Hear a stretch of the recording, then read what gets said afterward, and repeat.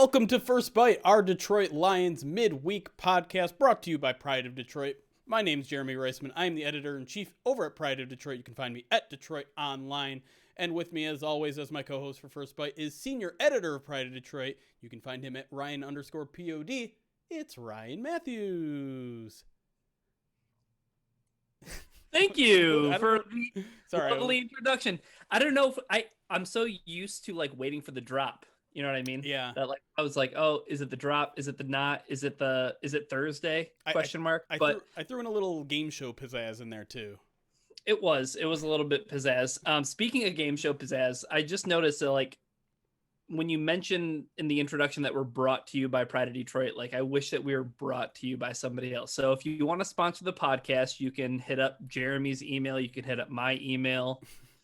You can hit up anybody at Pride of Detroit's email. Sure. Just try it. Just type in at prideofdetroit.com after any name on your email and see if it gets to us. And make sure that you say that I suck alligator toes. Okay. I don't know how to transition out of that. I'm not good with segues out of alligator toes, but it's about to be NFL Combine week, Ryan. And yeah, when I think of the NFL Combine, I don't think of men in shorts. I don't think of 40-yard dashes. I think of one person, and one person in particular. I must ask you, who is this person? This person is the developer of RAS, Relative Athletic Score, who every single draft dick knows about at this point. I know this guy. He is a Pride of Detroit alum, and he currently works in the NFL Analytics and Applications Department, Development Department at Pro Football Network. Kent Lee Platte, a.k.a. Math Bomb, is here. Kent, welcome back, buddy. I'm always glad to be back on, guys. I'm so happy to have you, and so happy to have you talk about all the draft stuff that's about to happen so that I don't have to talk about it. It's definitely my busiest time of year. I love getting ready for it, and I love going through the whole combine stuff. And if I didn't have to sleep, I probably wouldn't. Well, I mean, let's jump right into it. We'll split this pod between offense and defense. Obviously, start with the offense here, and what better way to start than with the quarterbacks? I guess let's start with Kenny Pickett, right? Because I feel like maybe he has the most to gain with just by hand size measurement, right? Like he didn't measure at the Senior Bowl because he was doing some stretches or whatever, or yoga, or I don't know what he was doing. And yoga. Is there that much on the line for him with just simply the hand measurement size? There really is. You know, it's one thing when you have a guy that's on the fringe. You have a guy like Jared Goff or Joe Burrow who had 9-inch hands. 9-inch hands is below average for a quarterback. But there's not a lot of difference in terms of raw inches between the below average and above average. You're talking 9.5 is below average, 10 is above average for a quarterback. So there's only an inch difference there. But the original reports on Kenny Pickett where his hands were 7 3/4 inches, which is 1.25 inches below average. Mm-hmm. And more than almost 2, it's 1 3/4 inches below what would be considered average, which is 9.5 inches. When you're that far out on the fringe, it becomes really concerning, especially when you're jumping from college to the pros, because the NFL football is slightly larger. Pickett had the nickname Kenny Two Gloves when he was playing in college because we'd wear 2 pairs of gloves to get extra grip on the football. We've seen that issue as Lions fans when Matthew Stafford was injured and had to wear gloves and being able to grip the football. It can be a problem. We saw it with Jared Goff, not just last year, but also in his time with the Rams. It can be an issue. Now, sometimes you have guys like Joe Burrow where it isn't really much of an issue. Patrick Mahomes was, I think, 9.25, so just barely below average. And he doesn't seem to have too much of an issue. But those guys are just barely below average. And Kenny Pickett is an extreme below average. And that's a big concern. He claims he has, I think, a double jointed thumb, he said, something like that. There are tricks you can do to extend the size of your hand, at least temporarily. I don't know how much that's going to help him. He's leaning very heavily on 1 year of tape. Kenny Pickett played 5 years of college, and only one of them was worth watching. And when you only got 1 year of tape and 4 years of mediocre to bad tape, you really have to have that tape to lean on. You can't really have anything else as a negative. What I'm looking forward to is him running the cone drill. as much as we talk about Kenny Pickett's hand size, Kenny Pickett is probably going to run the best cone drill out of all the quarterbacks, better than Malik Willis, better than Desmond Ridder. I'm fairly confident in watching him on tape that he has these weird fluid hips and ankles that you don't normally see from a guy his size. And I really want to see him run the cone drill. Well, not really see, because the NFL doesn't really broadcast the agility drills this much. I wish they did, because they're better than the 40, but I'm very excited to see that. He does have a really good chance to improve his stock. None of the quarterbacks at the Senior Bowl really impressed all that much. So all of them have an opportunity. And with Pickett playing the best in the game, as far as a pure passer, I think he's got a really good opportunity to help his stock. Yeah, well, you know, you mentioned the Senior Bowl, Kent, and you talk about improving stock. One guy who wasn't at the Senior Bowl was Ole Miss quarterback Matt Corral. He's going to be at the combine to just kind of remind everybody that he's there, right? Like it seems like there was some Matt Corral erasure that happened during the Senior Bowl. What type of impact do you see him making at the combine? And his big thing is going to be the first day that he gets there. He's going to come in, he's going to measure. And Matt Corral's a little bit below average size for what you'd want a quarterback to be. And we've seen quarterbacks that are shorter and a little bit slender do okay in the NFL. That hasn't been as much of a concern as it used to be. But whenever you have that concern coming in, you want to measure in at least a little bit above where you were, so you can show NFL coaches that you're willing to work, that you're willing to do whatever you need to do in terms of strength and conditioning. And because he hasn't thrown since the season ended, he's got to come out and really show that he can contend with these guys. You know, there are some questions with Matt Corral about whether or not he's a scheme-dependent quarterback. He runs that heavy RPO scheme. Even though we've seen guys come out of the NFL into the NFL that have played that, he's very, very heavily RPO. And you want to see him come out and make some regular throws and just do the stuff that you expect a quarterback to do. There's a lot more checking the boxes with Matt Corral than there is anybody else coming into this week. Interesting. Before we move on to the next position, I guess we got to touch on Malik Wilson, and somehow the fortunes have made it so that I get to ask the question, not Ryan. But I guess my question is, does he have that much on the line this week? Because, I mean, a lot of people say you don't double count someone's athleticism, where, you know, we know Malik Willis is crazy athletic, so he's going to put up some really good scores in some of these athletic and agility scores. So what can he improve, or you know, is there anything really on the line for him next week? Yeah, I'm less than 50% thinking he's even going to test this week. As much as I want him to, I want everybody to test. I'm greedy.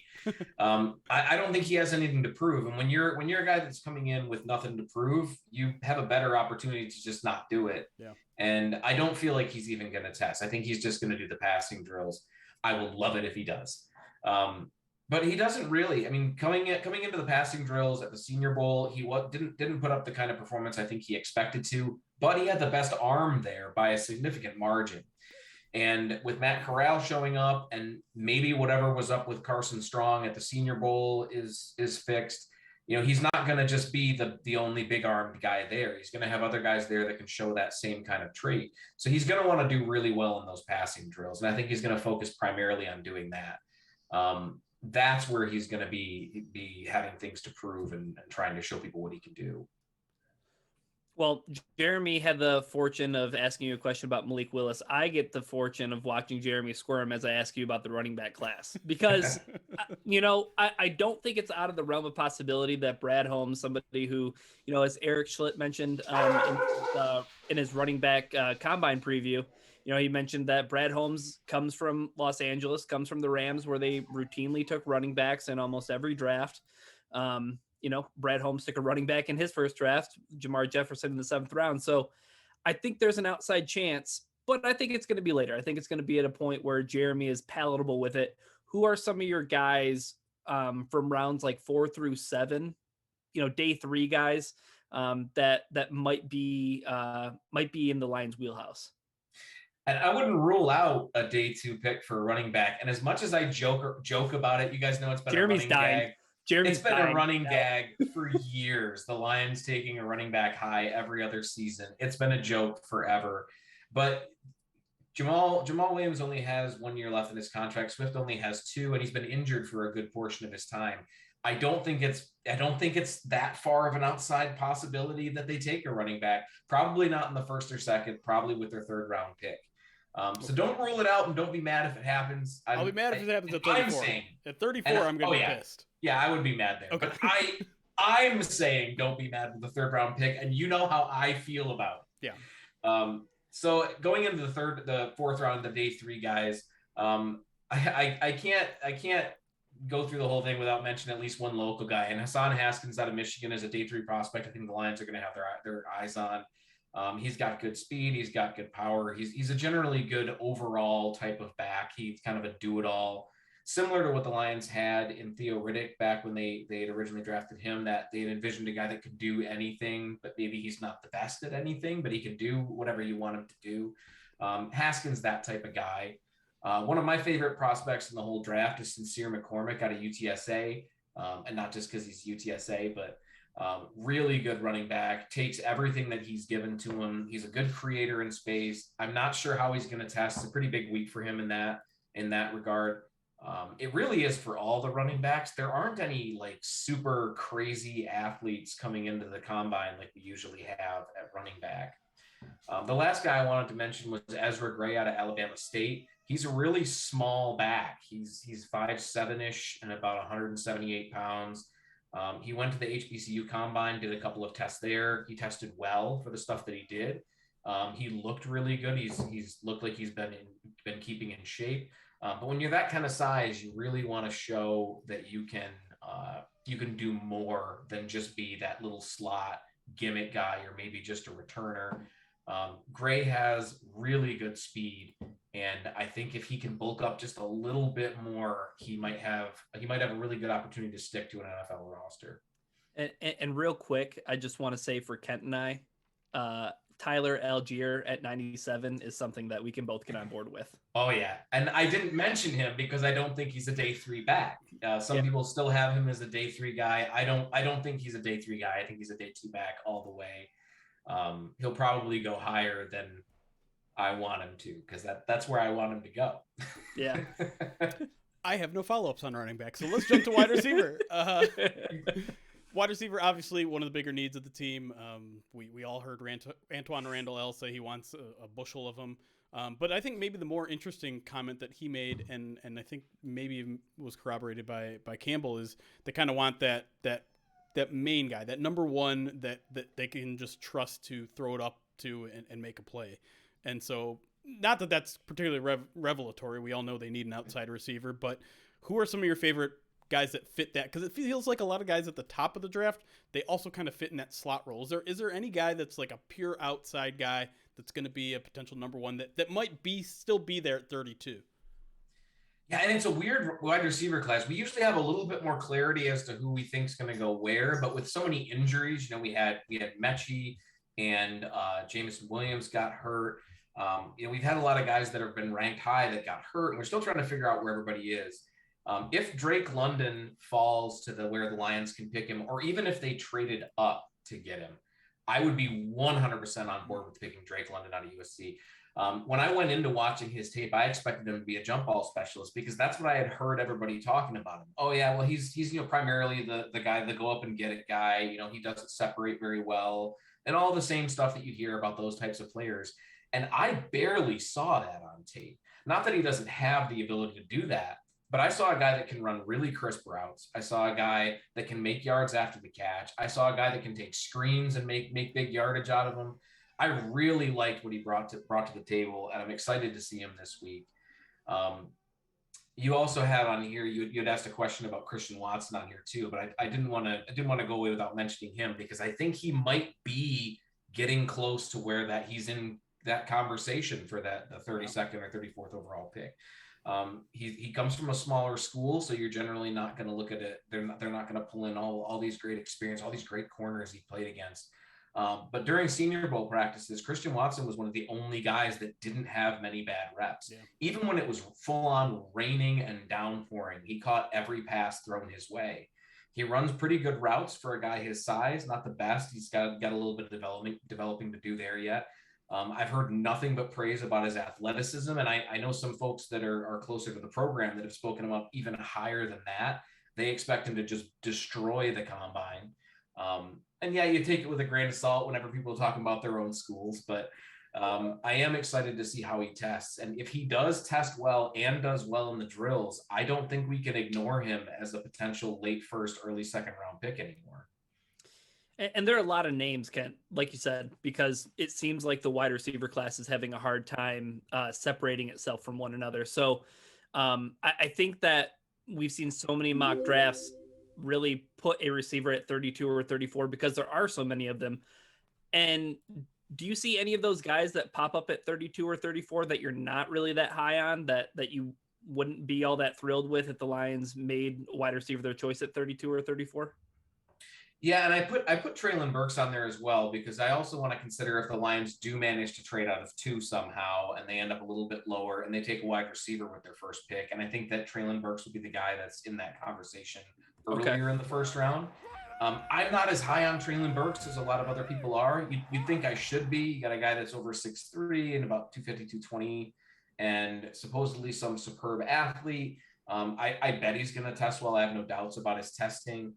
He's got a lot of concentration issues when he's trying to pull in the ball. He's got some drops, and he's got some of those double catches we used to see with guys like Eric Ebron, where, yeah, he caught the ball. It counts as a catch. But if there was anybody in the vicinity, they were just going to knock that ball away. And that can be really concerning when you're trying to project to the next level, because you're not going to get those more favorable looks once you get to the next level. Jahan Dotson out of Penn State's another guy that I'm not super high on. A lot of people have him going in that late first, early second round range, and I just don't really see him as that kind of guy. He's more of a late second, early third guy for me. And I still see John Mechie out of Alabama pop up in that early second round conversation. And that I definitely don't see. Even before he got hurt, I don't think that Mechie was really in that conversation anymore. And yet he still pops up from time to time. I think he really got overshadowed by Jameson Williams. And with Bryce Young getting as much hype as he was at quarterback, a lot of that was his work getting things done more than it was his receivers getting all the work. So unlike guys like Tua and Mac Jones, where that was the complaint, was that the receivers were doing it all, right, Bryce Young does it quite a bit more. All right, let's move on to tight ends. Probably an underrated need, and I know Lions fans cringe at the idea of drafting tight ends, but Hockenson, kind of nearing the end of his rookie deal at this point, and there's not really a clear number 2. They like Brock Wright, but I guess I want to move to the blocking variety of this class, because you look at how the Saints use Josh Hill. You look at what Dan Campbell is all about. I think they're probably going to be looking for someone like that either in free agency or the draft. So what does this draft class have to provide in terms of those kind of primary blocking tight ends? And it's a tough draft for those types of guys, because most of the tight ends in this class are your receiving variety. And they've got a lot of really good options for that too, if the Lions do decide to go down that road and get a guy like Greg Dulcich, guys that have a pretty good athleticism and can get open. But if they do want to get a blocker, you're going to look at a guy like Trey McBride out of Colorado State, one of my favorite players in the draft. He's probably going to get drafted too high for the Lions. I think he goes in the second round. If he does fall to the third round, maybe the Lions do some trading around in the second, or maybe they trade up in the third or something like that. I think he's got to be on the table. When he was down in the Senior Bowl, he was ripping apart everybody except for one player that we'll mention later. But he was just destroying everybody, both as a blocker and a receiver. He's really physical, really aggressive on the field. I think he's the type of guy that Campbell would really like. And then Trey Berry out of Boston College. Boston College has a really good program when it comes to getting blockers. They've always had a really good offensive lineman that come out of there. They've just done a really good job of developing those type of players. And Berry, I think, does a really good job of that particular aspect of play.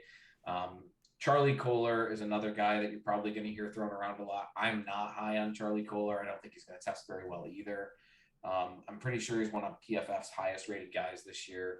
But because he's huge, he's a huge tight end. I think he's 6'5" and 260, something like that. He's a bigger tight end by today's standards. He's a bigger guy. I think you're going to get him thrown around quite a bit too as an option, just because of the size matchup and having that physicality. Well, speaking of physicality, the opportunity to have the Lions at the Senior Bowl obviously presented the opportunity for Dan Campbell to be asked questions and be way too authentic and honest because he can't help himself, right? So I remember on the sideline during the Senior Bowl game, NFL Network's down there, and they asked Campbell, hey, what type of guys are you looking for? Who are you looking at today? And he mentioned that, hey, we want to add a little bit of depth to the offensive line. And that might seem like a head scratcher to a lot of people who say, what do you want to do with the Lions offensive line? It's perfect as it is, but it can always use depth. So, the Lions have a lot of, day 3 picks on the back end, guard, tackle, any of those kind of prospects there at the bottom of the draft, Kent, that you're high on. I have guys all over the draft on the offensive line I think are really good options for the team. If they're just looking for depth and on day 3, Dylan Parham out of Memphis was one of the guys at the Senior Bowl that really impressed. I didn't even come into the Senior Bowl expecting to talk about Parham a lot. But every time I would jump to different groups of folks to try to socialize, his name would come up because he was burying somebody or he was doing really good or his footwork looked really good. He's a player that I looked into a little bit deeper after the Senior Bowl, and I really liked him. He's probably going to go mid day 3. He might even go earlier than that if he tests well. Outside of him, there wasn't a whole lot of guys at the Senior Bowl that really impressed me on the offensive line. I thought it was one of the weakest groups in the Senior Bowl was the offensive line. It seems like there's a lot of guards that are being talked about like at the tail end of the first round. It seems like it's a pretty heavy draft on that. Yeah, Zion Johnson was one of the guys that was getting talked up a lot, and he should be. He's really, really good. Very physical, aggressive player. Might actually sneak into the first round, and I wouldn't rule him out at 32 if the Lions did decide to grab an offensive lineman. He's the type of guy that they might pick up there. Lessida Smith out of Virginia Tech is another player I think they might look into on day 2. Big, physical guy. Has some of the best reps in all of college football last season. Doesn't have them consistently enough and has some bad reps, like legitimately bad reps thrown in there as well. But his good reps are really, really good. He just buries people. Those real fun highlight plays where a guy puts a guy in the dirt. You really like seeing those. Yeah, and I think Lions fans should probably be open to the idea of grabbing a guard potentially early on day 2, considering Vaitai played well last year, but got a big contract and it's getting near the end of it, and they probably want to get a little younger at that position. But let's take a first break. When we come back, we'll talk about the defense at the NFL Combine. Again, we're here with Kent Lee Platte, former Pride of Detroiter, current analytics guy over at Pro Football Network. We'll be right back with our 2022 NFL Combine preview.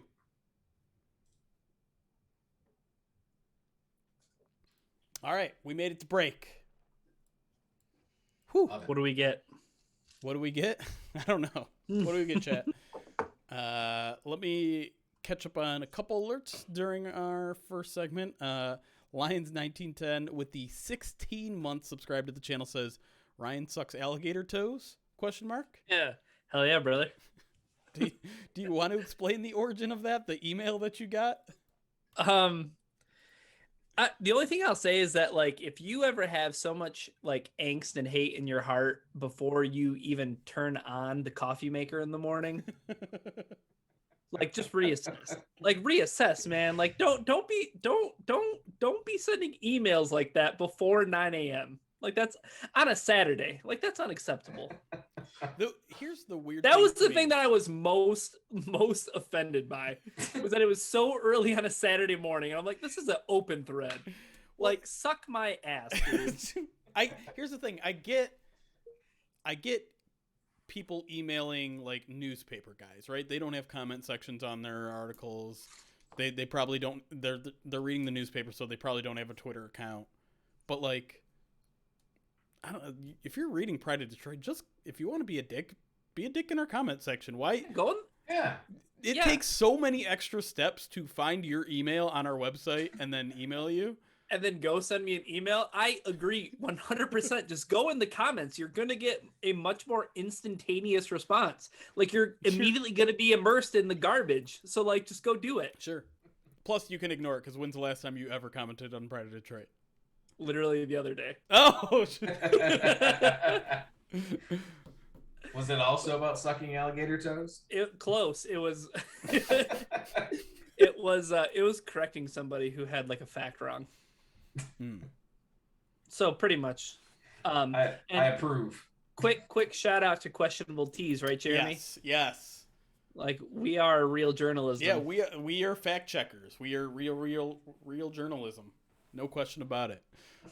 Yeah, they mocked these up in a hurry. If anyone saw, I joined their podcast last week, and one of the guys just showed up wearing it, and I'm just like, what? Are you kidding me? They're big fans of the podcast. They create awesome stuff. You may remember the I almost said Carry On Johnson. Jamal Williams, thank you. Hoodie that they created, which was amazing. Get questionable so we're potentially going to work with them in some sort of fashion because obviously they're big fans. I think they do phenomenal. Like fashion. Get it? No. Get it? Work with them in some kind of fashion. Oh, there it is. Got it. Yeah. I'm sorry. You threw me off. I don't know what to do. But yeah, they're amazing. I feel like we should almost have a command in our chat for questionable teas, but it's questionableteez.com if you're interested. I don't think they're selling these yet. But if you're watching, by the way, like you can just sell these and like I know this isn't very business savvy of them, but like if you want to just sell these and take the profit from them, that's fine. We'll set up something later. Like I'm psyched that you gave these to us in the first place. I mean, they're a hell of a lot better than Breaking Tea. No comment. No comment. Oh man. Someone asked if we're going to get to safeties. Yes, we're going to literally go through every position on defense, and safeties will definitely take up a big portion of our conversation since I think all three of us agree that is a top 2 need, and it probably isn't 2. I'm actually sneaking safeties in early too. I'm throwing them at you before we even get to safeties. Nice. Hybrids. Will we break down any trade scenarios? Probably not on this podcast. No, that is not a good use of Kent's time. I should also say, D-Terp, thank you for the 11 total months subscribed to the channel. And here, taking us back to our candy conversation from last podcast, he says Skittles are greater than Starburst, but Charleston Chew is king, which I've never had one, so I can't judge there. But I am surprised by that take. My kids love them. Really? They're not even remotely the same type of candy though. Like it's a different type of candy. Right. If you're looking at Skittles and Starburst kind of go together because they're fruity candies.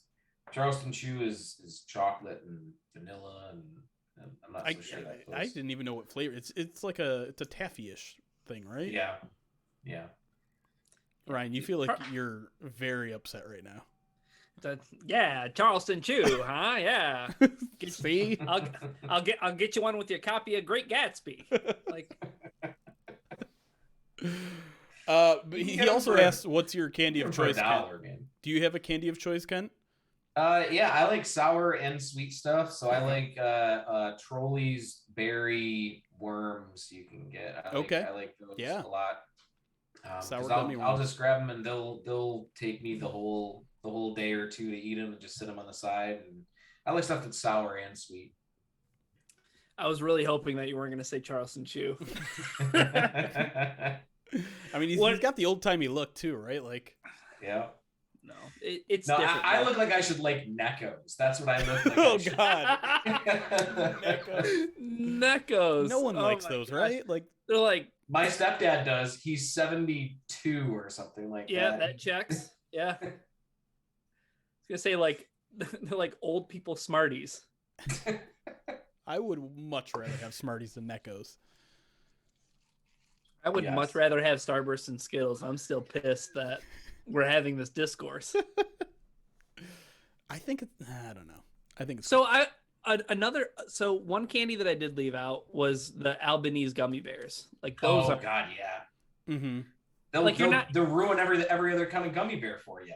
Right. Yeah. No, they're so good. And I don't know why, but I didn't think of them as a movie theater candy because when I buy them in like the obscene large bags. Fucked up bags. Yeah. I feel like I'm not much of a gummy bear snob. So like you guys are, does that mean you're like full out on Haribo? I am. Once I had those, I couldn't have the Haribo ones. The texture, Haribos are quite a bit harder. Mm-hmm. They don't just kind of melt in your mouth. I know I sound like some weird candy snob right now, but like you're not, Ken. once I had them, a buddy of mine told me that. He's like, you're gonna have them, and then you're never gonna like any other gummy bears again. And he was totally right. I had them, and I was like, God dang it, now I can't even eat the other ones. There is only one other gummy bear, Kent, that I've been able to find that even comes close to it, and it's wild. But Gordon Food Service has their own gummy bears that come in like a plastic container. And they have like a screw top. And I promise, like I'm a gummy bear guy. Like that's my favorite candy. It's something about the way that the plastic container preserves them, and they're nice and chewy and gummy like the Albanese bears. And the blue ones aren't so good. If you could ever get your hands on Gordon Food Service gummy bears, it's gonna have to try now. They hold a candle. Are they Gordon Food Service gummy bears? Let's see. I might go ahead and just order some. So, were you guys around when I was complaining about my taxes over the last 2 years? Maybe. It took me a year and 8 months or something like that to get my taxes back from 2020. Jeez. I didn't get my 2020 taxes back until after the second stimulus until 2021. Yikes. It took me forever. I got audited. There was identity theft involved. There was all kinds of crazy stuff, and it was a complete nightmare. It was a complete nightmare. And this year, I filed my taxes on a Thursday, and by Monday, we were already getting it. And I was like, well, this is a very nice change of pace. Maybe you're just on a list where like we feel really bad about this guy. Let's just as soon as he gets it in, like he's priority number one. Oh god, I don't want to think about tax season.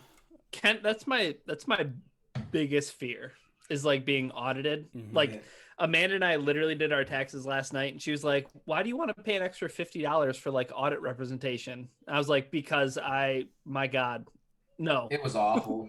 It's like I don't itemize or anything like that. I just file. That's wild that you got audited then. And yeah, it's because of this whole identity theft situation. Yeah. Somebody from some other state had filed taxes as my children. Oh. And I had to go through a lot of crap, jump through a lot of hoops. I'm not even kidding. I sent an envelope about that thick, about an inch and change thick, to the IRS that just to prove my kids existed. Like I had their report cards were one of the things I had to send. My God. So much garbage I had to send them. It was insane. My representative was like, look, just get everything you can, any proof you can. He's like, we're just gonna inundate them with information so that they can't say that, because they'll just drag their feet. And if you just give them an overload of information, they're gonna be like, well, I guess we can't say they don't exist anymore. Man, I hate tax season. As someone who is only paid in 1099s, only gets 1099s. Yeah, I get to hear about all these people who get thousands of dollars back, and I am on the very opposite end of the spectrum. Whereas I see the little money I make throughout the year all come to roost because I'm too lazy to file quarterly. Anyways, I saw that before we get back into it, I did see that Monty Tuhati redeemed a list cast of choice. I did not see, if you're still around, Monty Tuhati, what you wanted us to talk about for our list cast. Haircuts at the combine. Haircuts? You're not going, are you? No, I was trying to go this year, and I wasn't able to make it work because I'm an idiot. because I was still thinking about me, all the work that I had to do, forgetting that I have somebody else to do half that work now. So I didn't plan far enough ahead, but hopefully next year I can get in. If I can't get in through my own website, I should be able to get in through PFN's credentials next year. I was in the process of getting credentials, but then I'm just like, I don't think I can do it.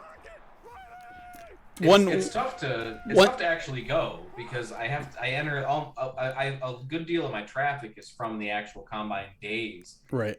And I can't really do that there, unless I get a new laptop, which I might need to do. Okay, the Listcast topic is in top 5 RAS stats. What are your? I guess. They clarified to say most important RAS stats, but I imagine that depends on the position, right? It does, but that's a good way to break it down, right? That's a good way to break down what are the most important traits to look for. Sure. Do you want to do those now? Because I know the first 2 easily right off the top of my head. Yeah. I mean, yeah. If you can pull it off at the top of your head, just get into it. I don't have any answers. Number one easily, and this isn't just RAS stuff. This is just base measurables, right? The number one thing to look for when you're watching offensive linemen is the shuttle drill. They don't televise the shuttle, and if you don't know what the shuttle is, it's the official name of the drill is the 5-10-5 short shuttle. A player starts at a set spot and they side shuffle to, or they turn and run to a fixed point 5 yards away.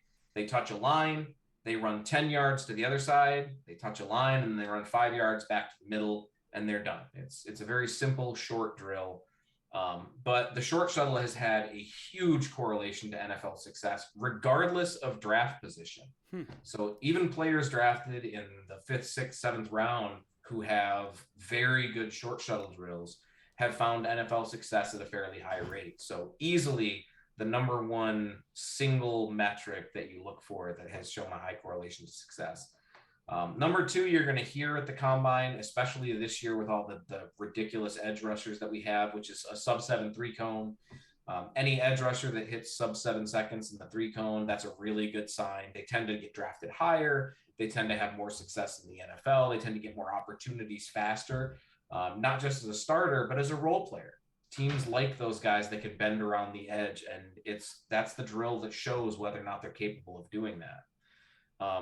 I do have a fun story from the HBCU combine of a player that kept hitting one of the cones, and he must have ran that drill 5 times, and he hit the same cone every time.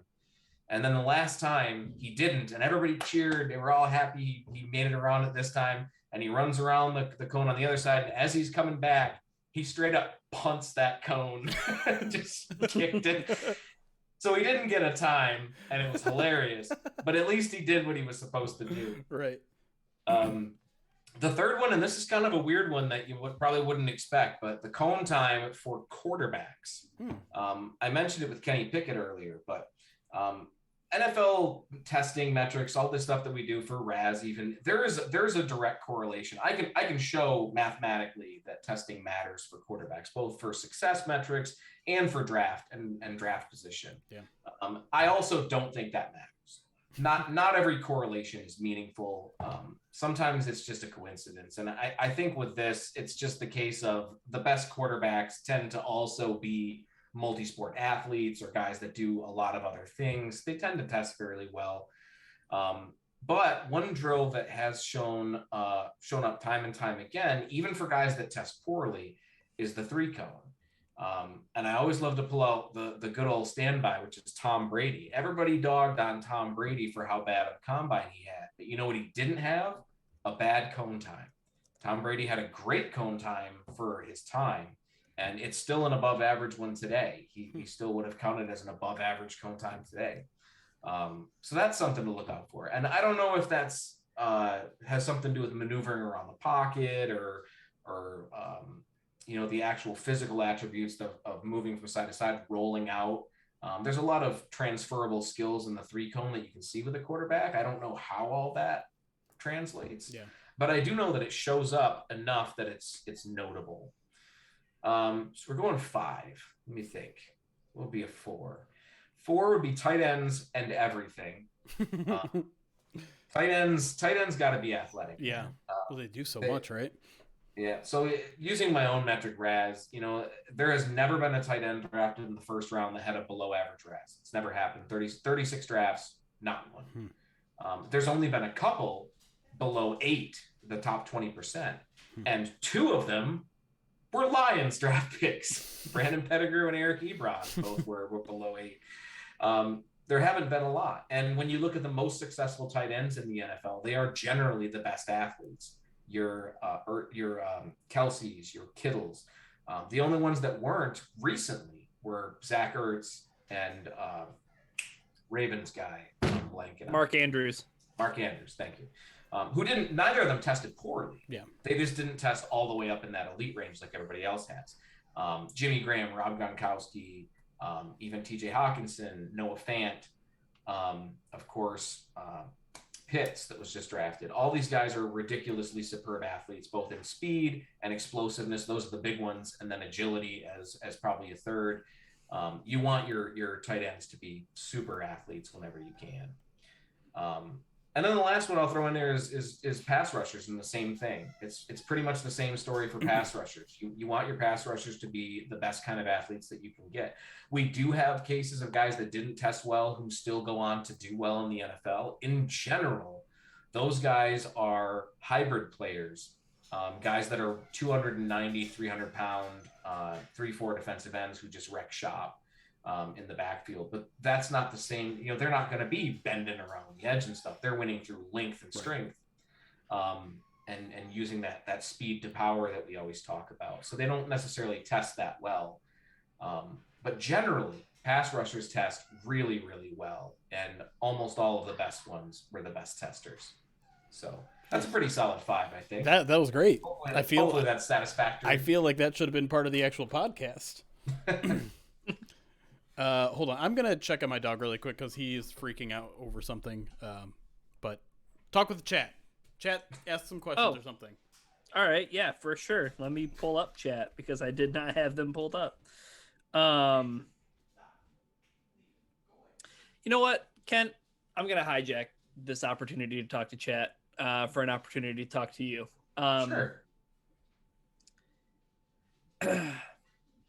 The idea of the Lions taking a quarterback at number 2, how insane is it? Not. I don't like it in this particular class. One of the problems that I have with the way that people have been communicating this draft class, and I know we've talked before about why I started doing Raz, and part of it was because of how we just throw these terms around and they don't really mean anything. And I found ways to put numbers behind it so that it can so they did mean something. Yeah, but it's contextualizing it. Right? Yeah, right.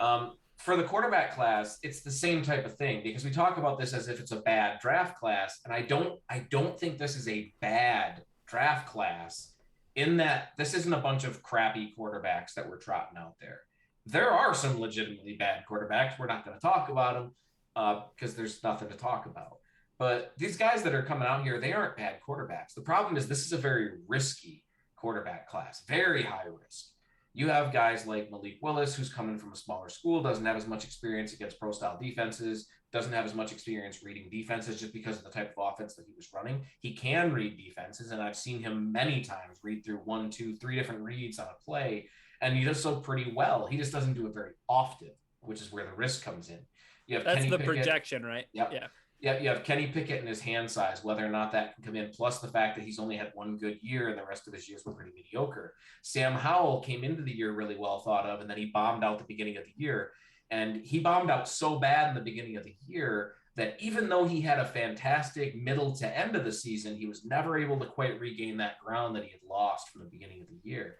And a lot of that had to do with losing his receivers, both of his running backs, multiple offensive linemen. He lost all of his big weapons, and he just kind of had to make up for it. And he still had so many drops this year. I'm not a big Carson Strong fan, but I know people that are. And the biggest concern with him is injury. He's had a very serious knee injury. He's had, I think, 5 surgeries on it, something like that. And it's one of those, it could potentially be, degenerative disease that he's going to have to deal with his whole career. Because of that, he has absolutely no mobility on the football field. but he's a very good passer on the football field. He's very good at actually passing the football. So these aren't bad players. These are just guys that have significant risks, and they're much more pronounced than they are in previous years. So when we talk about taking a quarterback at 2, you don't rule it out because this is a bad class. The way the Lions are going to take a 2 isn't just that they have a guy they fall in love with. It's that they have a guy that they fall in love with who they believe is either good enough to overcome those risks early in his career, or they don't believe those risks are as big as they're being made out to be. And that's what that conversation should be framed around, is how those risks are being handled, not whether these guys can play. I'll be honest, Kent, that's probably the best way that I've heard this quarterback class put so far. Yeah. It's people just keep saying the same things because it's quick, right? We spend a lot of time on Twitter. There's only so many characters to throw out there. Right. Yeah. I mean, this quarterback class is trash. I get it. And it was really, that was really well put. I don't think that anybody could say it better. I try. All right. One quick thank you to your boy Maroc for 6 months. 6 months on Twitch, been part of POD a lot longer. We'll appreciate you making it over here and appreciate all the support you're getting for the website as well. Okay. I think it's time to get into the defense. You guys ready? Yes, sir. All right. Give me a second so we can make a marker to the second segment and we will get things cooking.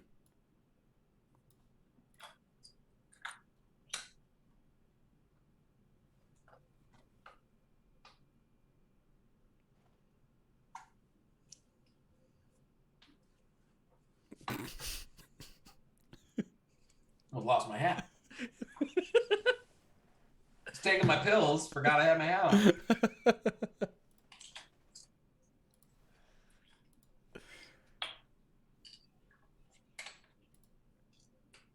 And we are back on First Bite, previewing the 2022 NFL Combine here with Kent Lee Platte, a.k.a. Math Bomb, a.k.a.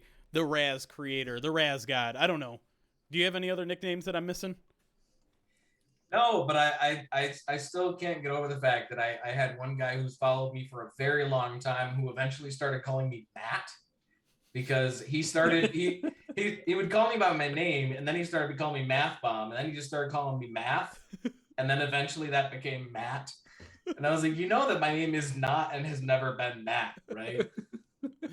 It's got one letter in common with Matt, so that's close enough.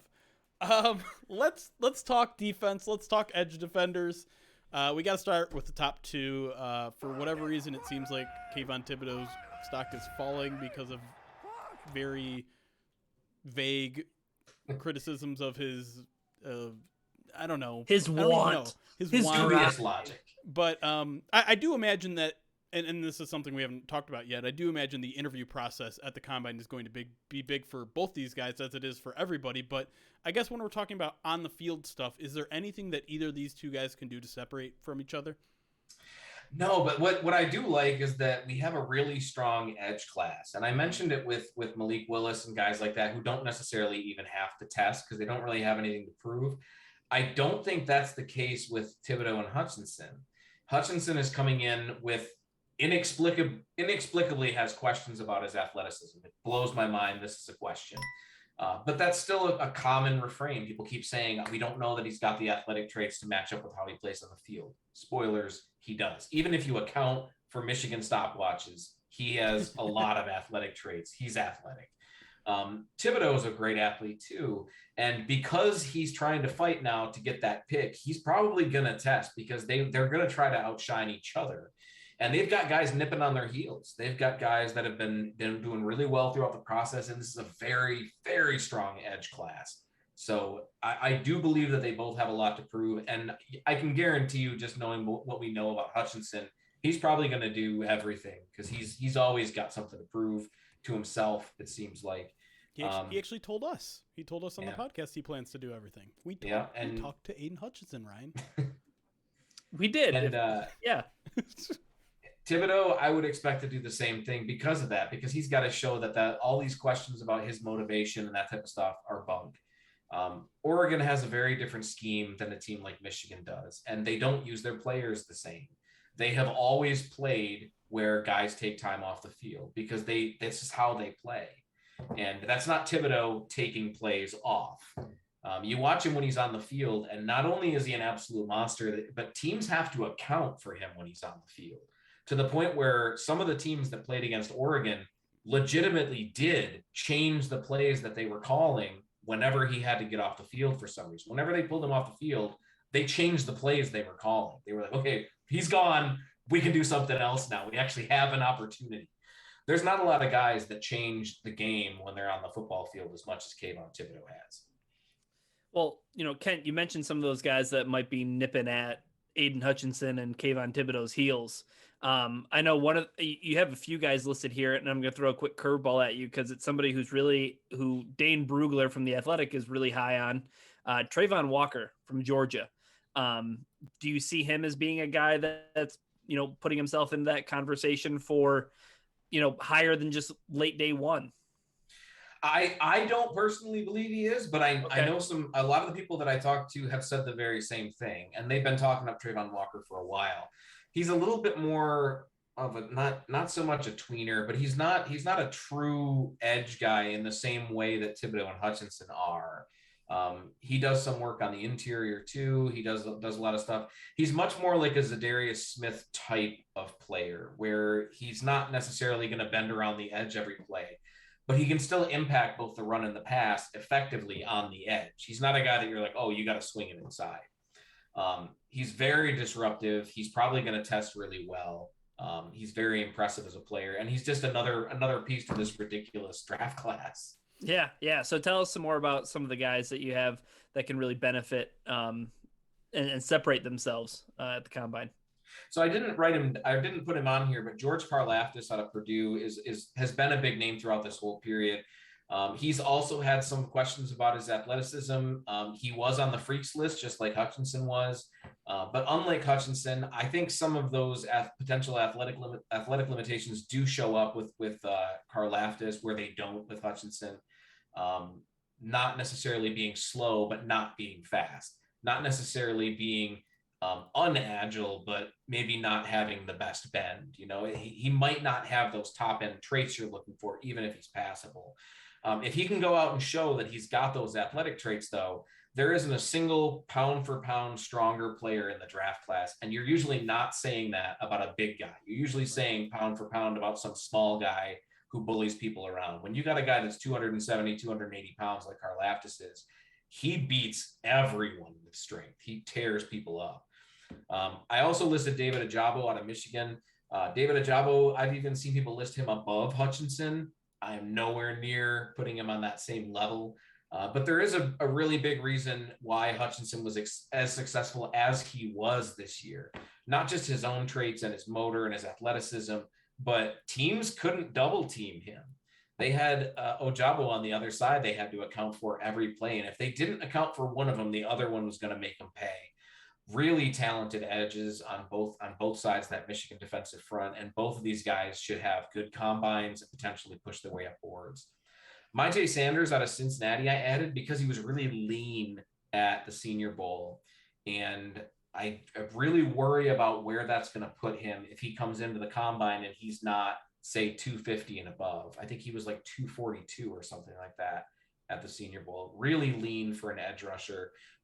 He's got a lot of good pass rushing moves. He's a pretty good athlete, but if he comes in lean, that can be a killer for a lot of NFL teams. A lot of teams just don't like guys that are that lean. Boye Mafe out of Minnesota had probably the best Senior Bowl out of any of the players that was there, both the practices and the game. He just wrecked everybody. His athleticism is difficult to take on one-on-one. And I've been talking about it all year, but he's probably one of the only players that could contend for that number one RAS spot, that 10.0. Boye Mafe's got a shot at it. He's that level of athlete. We're talking a defensive end that could run in the 4.4s, that could probably have a 40-inch vertical and maybe an 11-foot broad. He's just got crazy athletic traits. And if he comes up and puts up those kind of numbers, like he's been talking himself up and like people have been saying he can do, and he actually does that after having a strong Senior Bowl, that's big for him. And the last guy that I put on here was Drake Jackson out of USC. Drake Jackson, it seems like kind of the forgotten man of this draft class. He started out the year as a top 5 player and just kind of fell out of everybody's good graces. A lot of athletic traits and a lot of potential that kind of went unrealized this year. He didn't really play poorly, but I don't know that he played well enough to keep himself in that early first round conversation. And now people are talking about him as if he's not even a first round player. He's potentially a day 2 guy. And I've even seen people lower than that. So he's probably got the most to prove out of any of these edge rushers. It's interesting. Having such a deep class at edge is obviously a good problem to have for a team like the Lions that probably could use at least one guy. But you have to wonder if I've already seen some people suggest maybe that means do something different with that number 2 pick. And I don't know where you stand on that. But I want to move on to interior guys because there's also kind of an interesting proposal from Daniel Jeremiah in his latest mock where he takes Hutchinson at 2, and then he goes and gets himself a nose tackle for the Lions and Jordan Davis at 32. Curious as your thoughts on that strategy. So here's the thing. I love Jordan Davis, and you guys know, I literally left my work at PFN last year to come to your guys' party to just be happy about the fact that they had took Alim McNeil. He's one of my favorite players because I love athletic big men, and Jordan Davis is an athletic big man. Yep. In a bubble, taking an athletic pass rusher with your first pick and then taking a nose tackle like Jordan Davis with your second pick makes complete sense because you're trying to build that really strong front to try to take guys out. In a bubble makes complete sense. I don't see it as a fit for the Detroit Lions. They already took McNeil and he played well. They took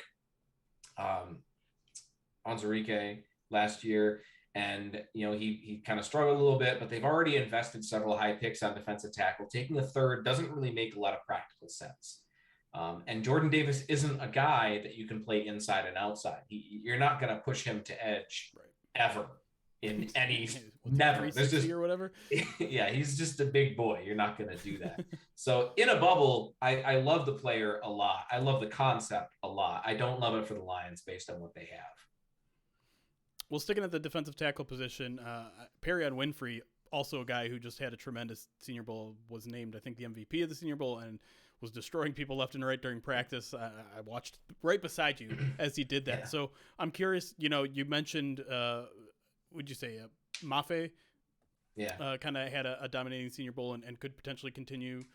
Do you see that potential same trajectory in a guy like Winfrey? Yeah, Winfrey, I think, should test well. And whenever you have your interior pass rushers, you want them to test well. It's not as important for nose tackles. It's awesome when they do. But it isn't as important for a nose tackle or even just for a run defender in general. That is primarily a run defender. But if you're looking for a guy to come in and be an interior penetrator and take out guys on the interior and go after the quarterback, that shortest distance from A to B, you want a guy like Perrian Winfrey. And if he's able to continue that momentum and carry it on into the combine, I could very much see him in that first round consideration at the end of the round. Well, Kent, I know we're getting closer and closer to the players that you alluded to earlier. I want to talk about the linebacker position because it is such a huge need for Detroit. I think people look at their defense and they immediately identify safety and even edge rusher because there's a lot of talk at the top of the draft with taking either Thibodeau or Hutchinson. But linebacker is a serious need for this team. Who are some of the guys you like? Who are some of the guys you think are going to test really well? And who are some of the guys that might be available there at 32 or 34? So my top linebacker is Devin Lloyd out of Utah. I don't think he's going to be there at 32 or 34. Fantastic player, good cover guy, can play against the run. And he, just like Nakobe Dean out of Georgia, who's another guy that I also think isn't going to be available. If either of those guys are there, that should be the pick at 32. It just has to be the pick at 32. The Lions need a linebacker that can be a difference maker. Both of those guys can be a difference maker. You have to take that pick. Outside of those guys, we have Chad Mumma out of Wyoming, who I think is going to test really, really well. I think I was with you, Jeremy, at the Senior Bowl when I mentioned Mumma because he's probably going to run in the 4.5s. He's got really good speed, good explosiveness, and good speed. If you can get good agility for a linebacker, especially for a cover guy, you want that. But if you want a guy that you're going to have moving all over the place and being in that attacker type of linebacker, You want them to be fast and explosive, and Mumma is that. Christian Harris out of Alabama is another guy that they'll be looking at in the second and third round. I'm not as high on Christian Harris, but when I say that, I'm talking about him where he was at the beginning of the season when he was talked about as a first round guy. I was never really on board with that. Now that he's more a second and third round guy, I think that value kind of lines up with the type of player that he is. Definitely going to be a day one starter, I think, when he gets to the NFL. And then Brandon Smith out of Penn State is another guy that I think is going to test really well, not just because he went to Penn State, because he's legitimately a good athlete. Everybody from Penn State tests well, but he's also a really good player, and he's probably more the third round type of guy, looking in the third if the Lions don't get one with their first or second. All right, let's move to the secondary. I want to talk cornerback, which is kind of an interesting need for the Lions because they might not really need an outside corner, but also how much can you rely on the likes of Jeff Okudah or Amani Oruwariye, or who knows where Fatu Melifonwu is going to be in his progression. But I want to talk about nickel, because I feel like that's a spot that I think we can point to as definitely not settled at any point. Like AJ Parker had a good rookie season. I don't know how much the Lions are depending on him to continue to have that starting role. So are there any nickel guys in this year's class that might have a really good combine that might stick out next week? Not so much at cornerback. Cornerback has a lot of really good players. It's one of the strongest positions in this draft class, but almost all of them are outside corners. There aren't really a lot of nickel guys at corner. However, one thing this draft also has going for it is a very strong safety class, and a lot of safeties play nickel. And one of the best players at the Senior Bowl on the defense was Jalen Piter. I don't know how to pronounce his name, out of Baylor. He's the only player who was able to take on Trey McBride as a blocker, which is even more impressive when you look at the fact that McBride is about 255 pounds of tight end, and Peter's a safety who's maybe 200 pounds. He's not a big guy. He's a smaller safety. But he's a really good cover player. I think he's going to test well. He's very physical, both at the line and in coverage. Really like him as a nickel and deep safety, a guy that can move around and you can do a lot of stuff with. I think he's a day one starter in the NFL. Veron McKinley is a safety out of Oregon, is another guy that can play nickel and can play deep. Really good ball skills from Veron McKinley. I'm not as sold on him testing all that well, but I know we've talked last year about how Brad Holmes has that type that he looks for at safety, who may not test as well in the 40, but has a good 10 and maybe good agility drills or good explosion. I think that might be McKinley this year, is a guy that doesn't quite test as well, maybe drops a little bit in the draft, and then Holmes swoops in and gets him at value. Another guy that I've seen come up a lot as a hybrid type of player is Sterling Weatherford out of Miami, Ohio. He played both linebacker and safety at the Senior Bowl. He's a very versatile player, not so much a nickel. I'm kind of transitioning into safety now. That's fine. I think we're all eager to talk about safety, to be honest. Yeah. He's a much more versatile guy. He does the kind of things that Jared Davis would do, where he would rush off the edge and then drop back. Right. Only a safety, not a linebacker. But he has those type of traits where he can move around and he can cover guys. He can rush the passer. He can play against the run.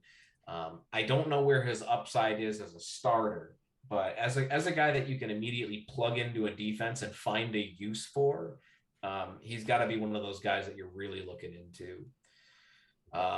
Lewis Seen out of Georgia, one of the hardest hitters in the draft. I think his biggest play still, and I say biggest play, it's probably his most well-known play. It's not his biggest play, was when he took out Kyle Pitts in college when he took his head off. I mean, it was not a clean hit at all. But he plays very mean, very aggressive when he's playing at safety. He moves around quite a bit, but I think it takes away a little bit, that particular play being the one he's known for, from how good of a player he actually is.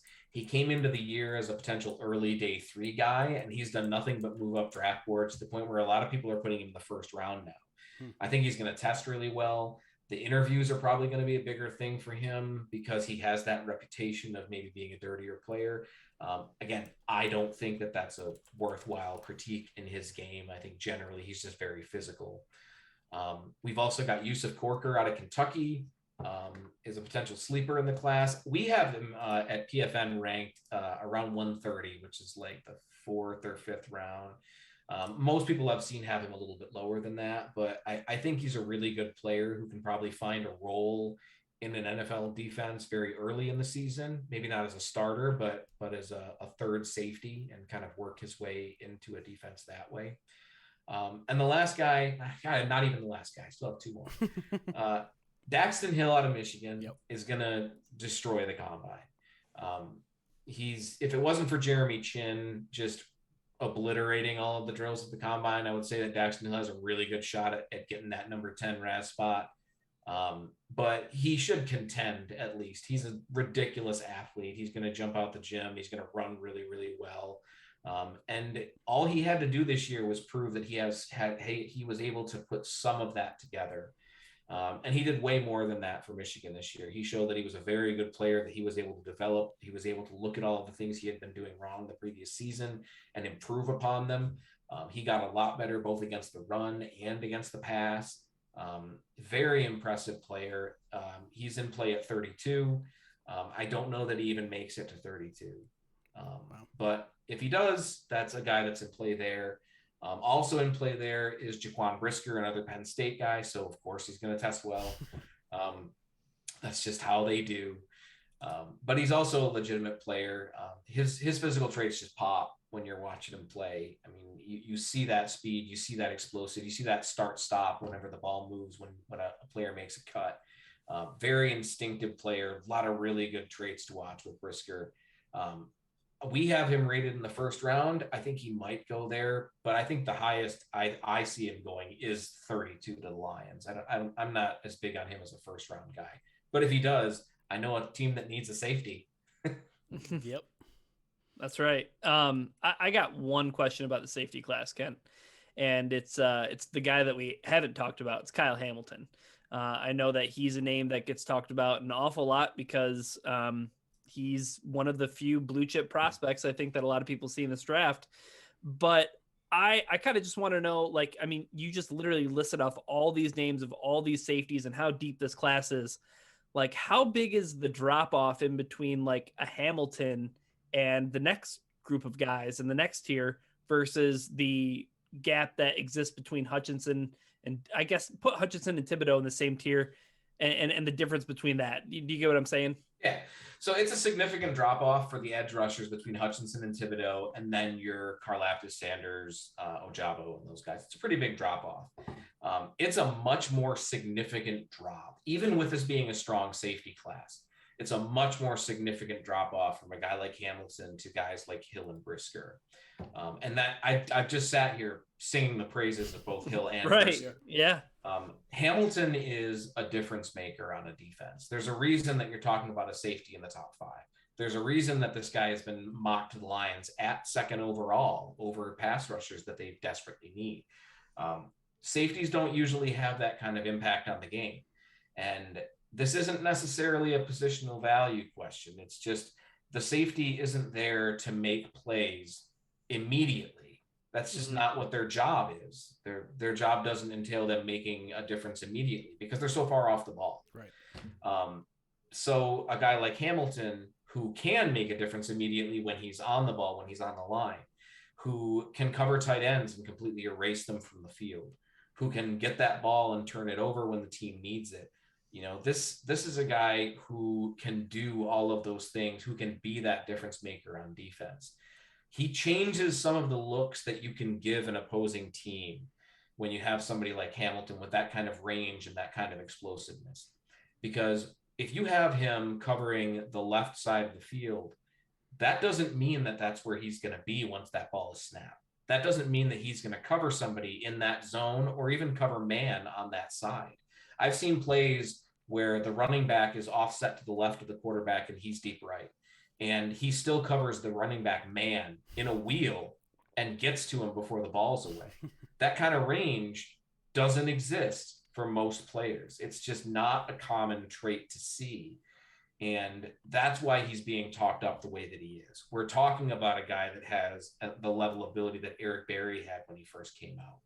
We're talking about the kind of guy that has at equal to or better than Derwin James's ability coming out.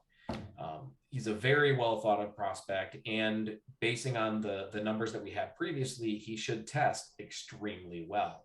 He's also huge, which I think is also pretty helpful. He's probably going to be one of the biggest defensive backs out there.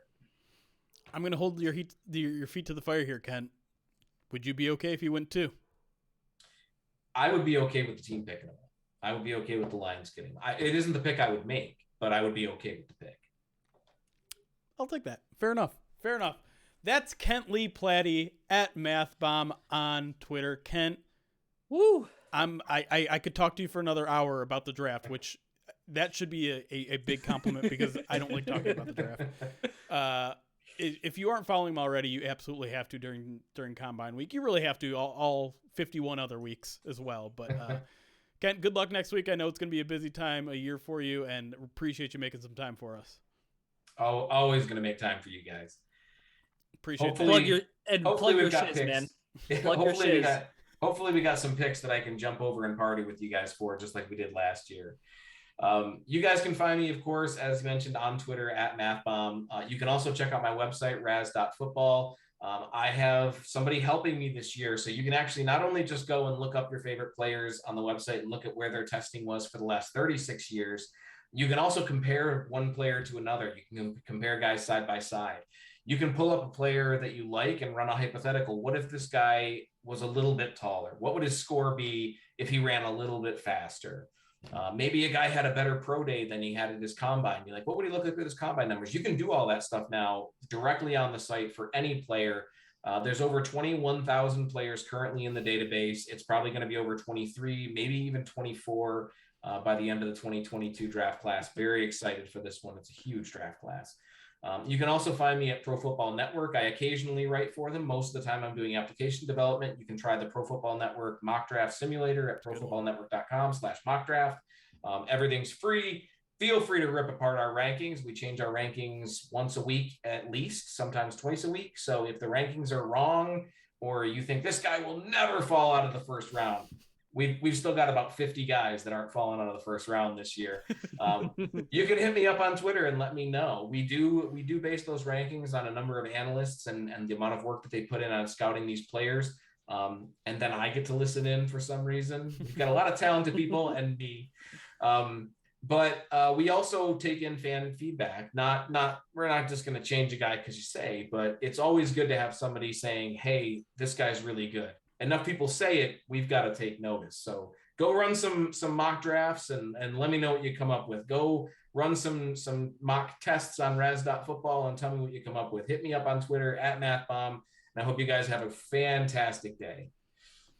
Kent, that was a perfect ending. I feel like I can't even do my outro. That was so good, but I will. Again, thank you, Kent.